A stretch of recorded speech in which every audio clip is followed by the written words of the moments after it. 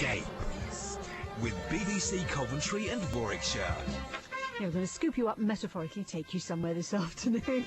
On The Escape, it's our holiday feature that we're doing at the moment for the summer, and looking at holidays in all their shapes and sizes. Now, we've covered a wide range of holidays so far, but we thought today we would look at last-minute deals because we're getting to the middle of August and it might be you want to go away, say, in September. So what deals are out there, if any?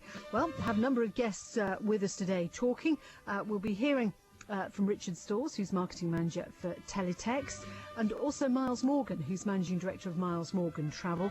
But first, I'm delighted to welcome Paul Nelson from lastminute.com. Hi, Paul. Hiya. Okay, so how often have we just wanted to get away and jet off to somewhere exotic? Well, it feels like the last-minute holiday market has boomed in recent years, but what's the situation this year? This year, like every year, really, there's plenty of availability, and it's just a matter of going onto the sites and going into the travel agents and having a look and seeing what's around.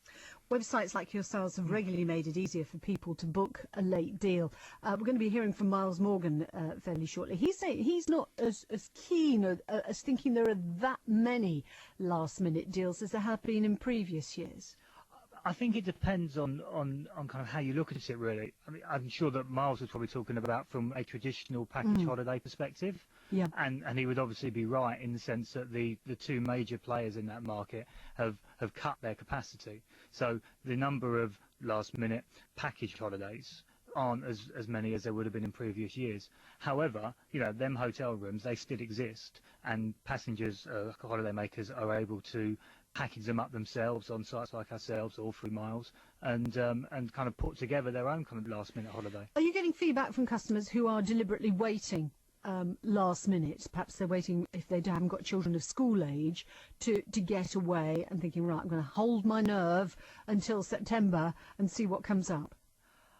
That's always the case. There's always people that kind of take that strategy towards holidays, and at the same time there'll be people that book in January, right, when all the brochures come out, or people that book kind of March and April time.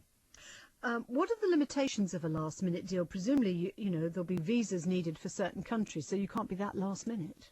No, I don't think that's the case. I mean, Egypt as an example, that's a very popular country for last minute holidays, but you can kind of pick up the visa when you get into Egypt at the airport, and so particularly for the summer, because you're talking predominantly Europe, you're talking short haul, so visas aren't so much of an issue as maybe when you're talking long haul for Christmas and New Year holidays. Can people afford to be too fussy about where they go and where they stay?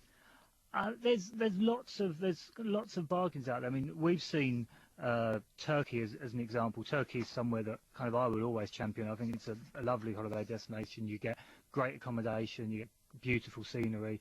Often you can do it at a half board or a full board basis, and the value is immense. So yeah, I mean, there's plenty of deals out there. Okay, well, stay with us. We're going to go through some of the deals, and we'll also be hearing from Miles Morgan of Miles Morgan Travel, and also from Richard Stores from Teletext.